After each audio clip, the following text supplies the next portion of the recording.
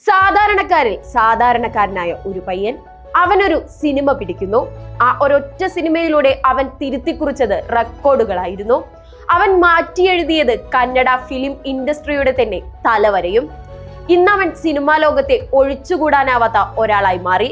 പേര് ഋഷഭ് ഷെട്ടി.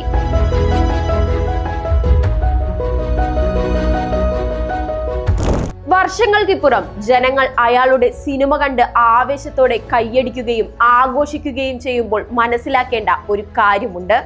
നിങ്ങൾ അറിയേണ്ട ഒരു കഥയുണ്ട്. ഇത് അയാളുടെ കഥ.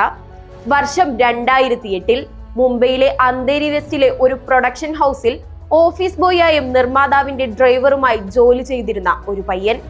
അന്ന് വടാപ്പാവ് തിന്ന് വിശപ്പകറ്റിയ ചെറുപ്പക്കാരന്റെ മനസ്സിൽ നിറഞ്ഞു നിന്ന ഒരു മോഹം, സിനിമ.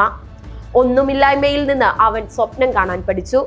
ആ സ്വപ്നം ചെന്നെത്തിയതോ തട്ടുപൊളിപ്പൻ കോണ്ടൻ എന്ന കന്നഡ സിനിമയുടെ ടാഗിനെ തിരുത്തി എഴുതുന്നത് മുതൽ ഓസ്കാർ നോമിനേഷനിൽ വരെ. അങ്ങനെയാണ് കർണാടകയിലെ ഉടുപ്പി സ്വദേശി പ്രശാന്ത് ഷെട്ടി ഋഷഭ് ഷെട്ടിയായി മാറിയത്.